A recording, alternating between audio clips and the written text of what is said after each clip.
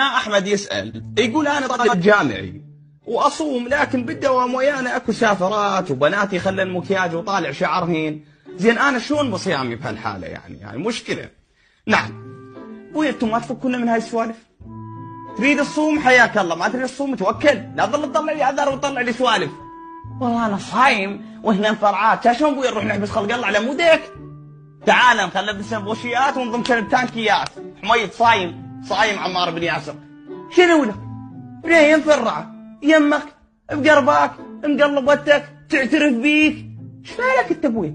طب خذ محاضرتك وتوكل وولي، لا طلع لي سوالف. والله انا صايم وهي مفرعه وشلون بيه؟ شنو باستك؟ شو بقتك؟ قدت قميصك من دبر يا يوسف الصديق. فكرة شلون هذول عايشين بالخارج؟ شلون بينا انه تعالوا كون الاجنبيات كل ما يطلعون. أحمد يسأل يقول